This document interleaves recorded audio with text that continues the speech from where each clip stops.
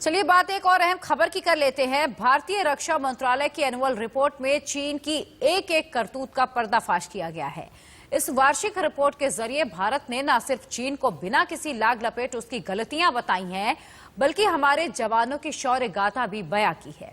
इस रिपोर्ट में गलवान के 20 शहीदों के सर्वोच्च बलिदान को भी याद किया गया और ये बताया गया है कि कैसे इन जवानों ने देश के लिए शहादत देने से पहले चीन का भारी नुकसान किया था। रिपोर्ट देखिए।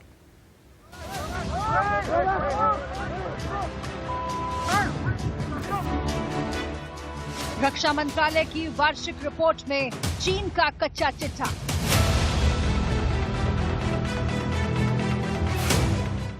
गलवान में सेना ने दिखाया अदम्य शौर्य, ड्रैगन खूब पिटा।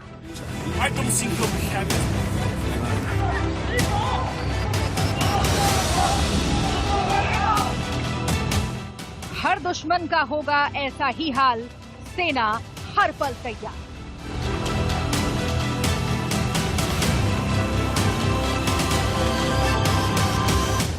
गलवान में चीन की गद्दारी कौन नहीं जानता, और कौन ये नहीं जानता कि चीन पूर्वी लद्दाख में हुई इस झड़प में ऐसा पिटा कि आज तक नहीं उबर पाया।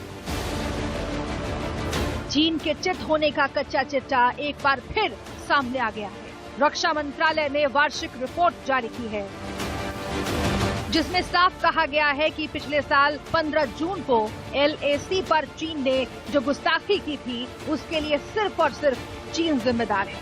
रिपोर्ट में कहा गया है कि चीन ने लद्दाख में नए तरह के हथियार का इस्तेमाल किया। LAC पर भारी संख्या में सैनिकों को जुटाकर माहौल को तनावपूर्ण बनाया, और इसी का नतीजा है कि पिछले साल मई महीने में भारत और चीन संघर्ष की स्थिति में आ गए। रक्षा मंत्रालय की वार्षिक रिपोर्ट में सेना के शौर्य का भी खूब बखान किया गया। गलवान में सेना के शौर्य को वीरता का उज्जवल उदाहरण बताया गया है। शहीद हुए 20 बहादुर सैनिकों की शहादत को नमन किया गया है, और कैसे गलवान की हिमाकत में चीन को बहुत नुकसान हुआ था, इसका भी जिक्र किया गया है। गलवान के अलावा रिपोर्ट में पैंगोंग का भी जिक्र है, जिसमें बताया गया है कि 28-29 अगस्त को कैसे हमारी सैन्य टुकड़ियों ने चीन की विस्तारवादी गतिविधियों को भांपकर उन्हें पीछे से खदेड़ा और पैंगोंग त्सो के दक्षिणी किनारे की चोटियों पर कब्जा कर लिया। रिव्यू रिपोर्ट में चीन को चेताया भी है।